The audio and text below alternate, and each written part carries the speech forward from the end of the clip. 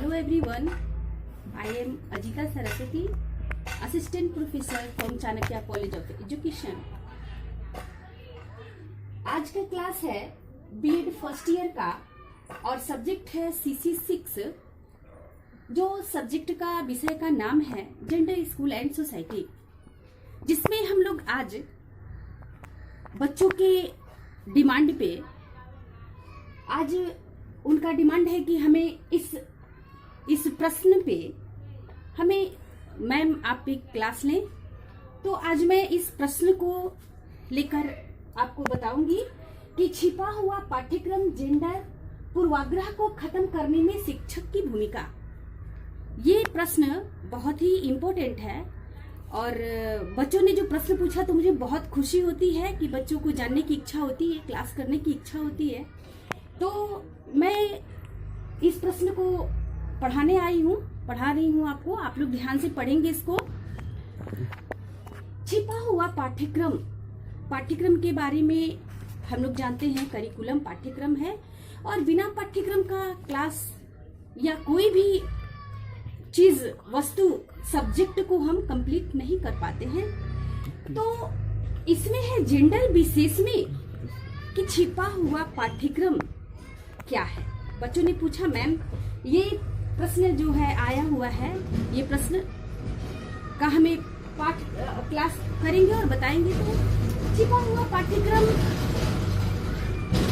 वर्ग में बच्चे बहुत से ऐसे कार्य करते हैं, जैसे हम लोग किसी विद्यालय में या किसी संस्था में, किसी कॉलेज में इवेंट करते हैं।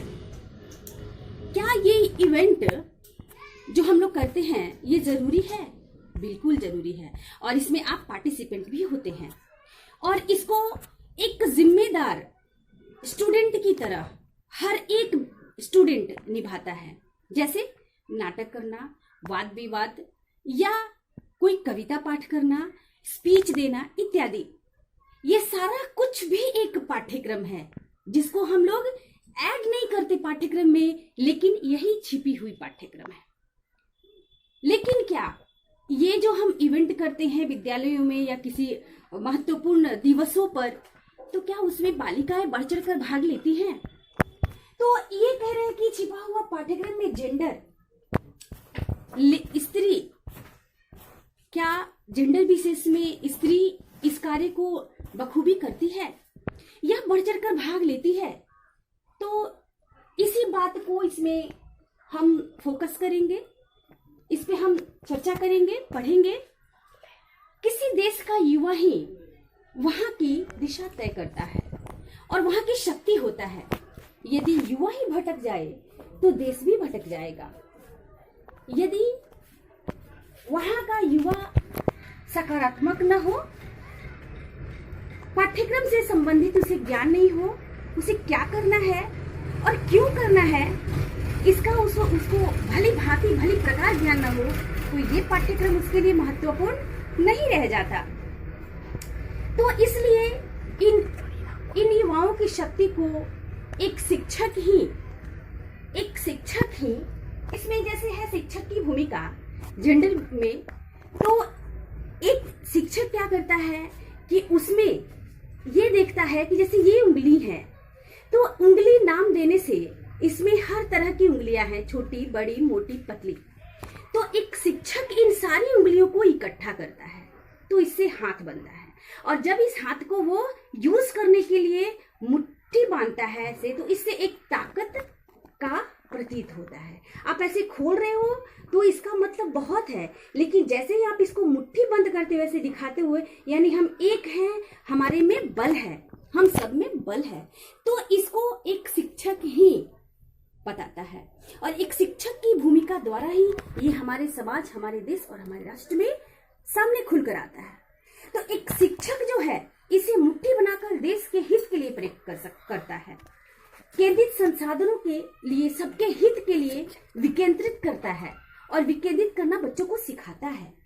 युवा पीढ़ी में सकारात्मक और लैंगिक विचारों की उत्पत्ति हेतु शिक्षक की भूमिका जो है किस प्रकार प्रभावी होगी, इसे मैं यहाँ पर लिखी हूँ और इसमें प्रभाव कौन कौन सा शिक्षक के द्वारा क्या क्या व्यवहार किए जाते हैं। तो इसमें यहाँ पे नोट की हूँ मैं पहले है उदारपूर्ण दृष्टिकोण। एक शिक्षक उदारपूर्ण दृष्टिकोण रखता है अपने सभी बालकों के लिए, सभी बच्चों के लिए। वो ये नहीं विभेद करता कि पुरुष या स्त्री, बालक या बालिका, बालक बालिका का अलग अलग शिक्षा वो नहीं देता। तो ये उदारपूर्ण दृष्टिकोण का सम्मान प्रत्येक व्यक्ति को भी करना होगा। और ये शिक्षक तभी सक्सेस होगा, तभी उस सोच को, उस जिम्मेदारी को पूर्ण करेगा जब हम समुदाय का सहयोग ले सके और समुदाय सहयोग दे सके, जिसमें हम उदारपूर्ण दृष्टिकोण में हम रखते हैं लड़का लड़की एक समान। शिक्षक का ये उदारता होता है, ये दृष्टिकोण आता है कि लड़का और लड़की एक समान है। तो इसलिए हमें पाठ्यक्रम को या जिस भी कक्षा कक्ष में जो भी हम विषय पढ़ाने जा रहे हों उसमें विभेद नहीं हो, पाठ्यक्रम हमारा सबके लिए हो। दूसरा है बालिकाओं की दिशा हेतु प्रयास, बालिकाओं की शिक्षा हेतु प्रयास। बालिकाओं की शिक्षा मतलब बालिका, जहां बालक की संख्या अधिक होती है और बालिका का संख्या कम होता है, तो वहां ये शिक्षक के लिए सोचना, एक शिक्षक ही सोचता है कि क्या कारण है और क्यों है कि बालक अधिक है हमारे समाज से विद्यालय में उपस्थित और बालिका कम है। तो उनकी ये प्रयास होती है कि वो उस समाज से उस बालिका को भी उस विद्यालय से जोड़े, उसी गुणवत्तापूर्ण शिक्षा दे, ताकि आने वाले वो अपने जीवन को सही और सकारात्मक और कर्तव्यनिष्ठ होकर निभा सके।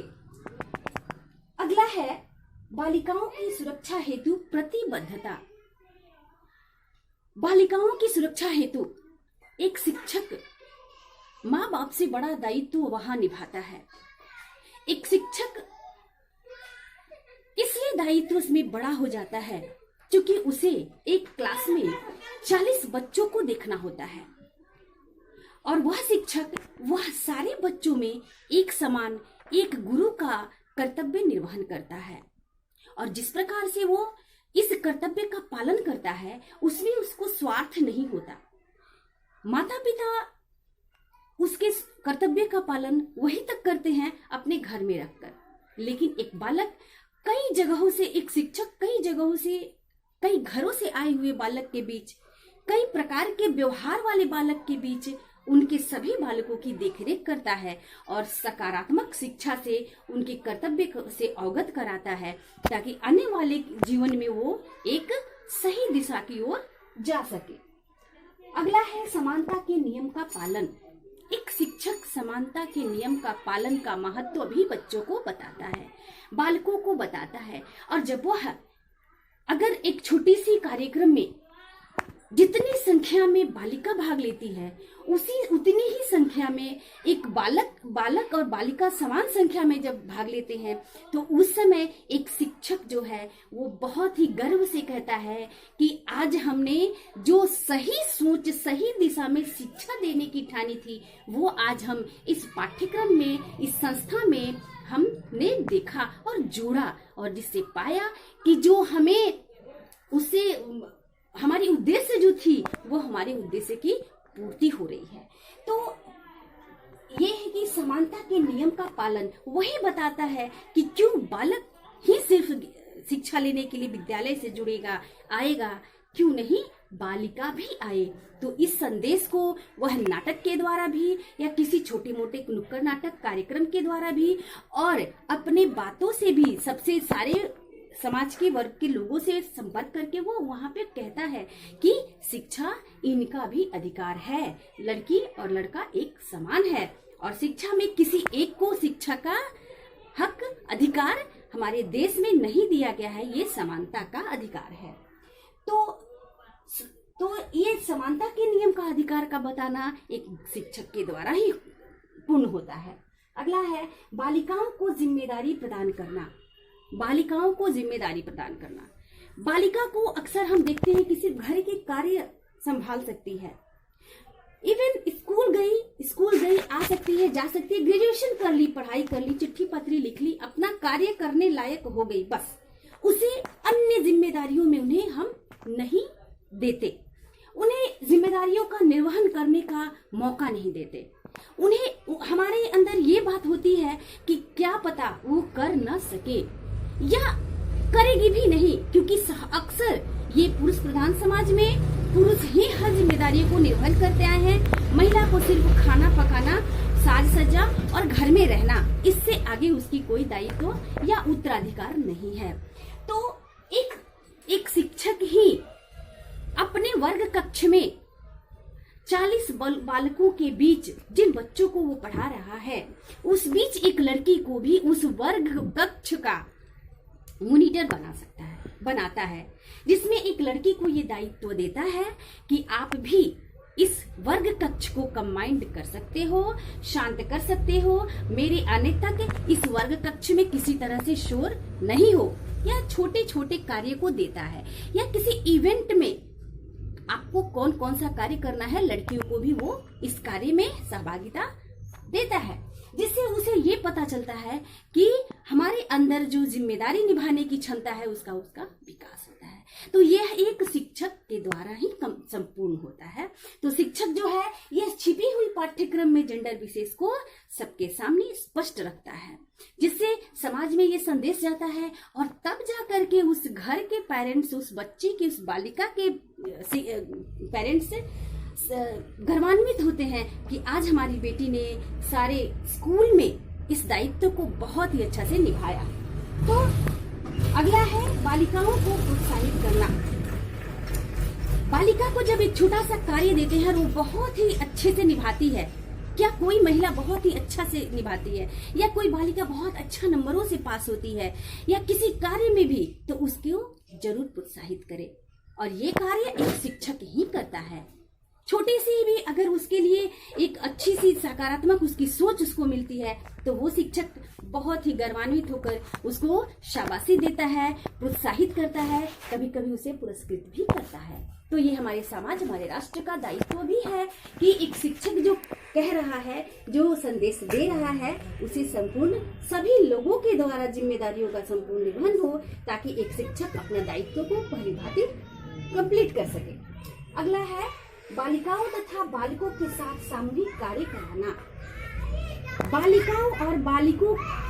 और बालिकाओं को सामूहिक कार्य कराना। कभी कभी हम ऐसा करते हैं कि किसी ऐसे कार्य में सिर्फ बालिकाओं को ही अलग कार्य देते हैं और बालक को अलग कार्य देते हैं, जिससे क्या होता है, लड़का लड़की भेद फिर खड़ा हो जाता है। इसके बीच एक फिर दीवार आ जाती है जो समानता को मिटा देती है।